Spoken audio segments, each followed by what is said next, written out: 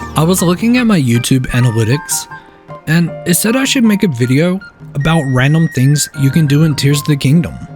So, I'm gonna put together a list of things that I think are worth checking out. Let's get to it! First up is the obvious answer, and that is to complete all the side missions in the game. We all know that this game is packed full of content and side stories, and to be honest with you, I haven't even 100%ed the game. In fact, I purposely leave certain Koroks in the wild just in case I ever want to go make a video about launching them across a huge gap in the Sky Islands. So yeah, that concludes the obvious recommendation, but what if you don't really feel like hunting down a bunch of side quests? Well, don't fret, because I have plenty more recommendations. Outstanding! Next up, I'd recommend that you check out the Bell Ringer minigame, which can be found here on the map. It's a simple concept, which is slam things into the bell and ring it as loud as you can for a high score. It can become challenging and has even led me to try some crazy strategies before. Overall, it's just a ton of fun. And once you've had enough ringing the bell, there is one other minigame called Ultra Ball Hall that can be found here on the map. The rules to this game are also pretty simple. All you have to do is find a way to make this ball go as far as you can within the allotted time limit. I personally crafted many different solutions in a past video and find this minigame to be well worth trying out.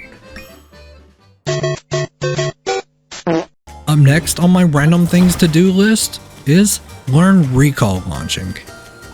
If you're like me, recall is probably one of your least used abilities. To simplify the process, you place an upside down fan on the ground, attach a board to it, and recall it while you jump at the perfect time. And the result is, it sends Link flying. A fun idea that was left for me in my comments section is to try and launch yourself up the Great Deku Tree. And as you can see, I still struggle to get my timing down. But it is still a unique skill that many wouldn't consider learning.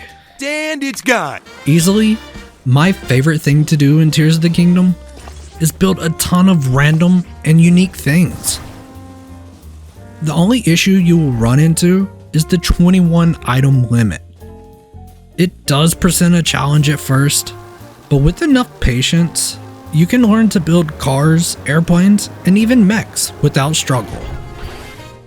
One thing that I found that helps me to make building easier is to save important pieces that are time consuming to recreate, like turbines, to your auto build log. That way, you can just pull the parts out and never have to worry about setting them up again. You're probably aware of the many different village raids you find across the map where farmers go take down an enemy holdout.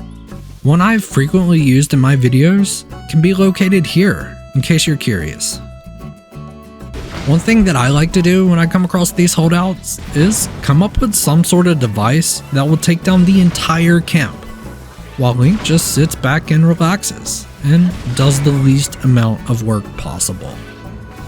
I find it entertaining that you can automate these battles to a certain extent, and at the same time, it serves as a way for you to hone your building skills. Just keep in mind, your creations may not always work, so do be sure to save and reload if you want to try a different approach. If you enjoyed this video, leave a thumbs up and consider subscribing. Also, leave a comment because I respond to those pretty often. And as always, I'll catch you next time.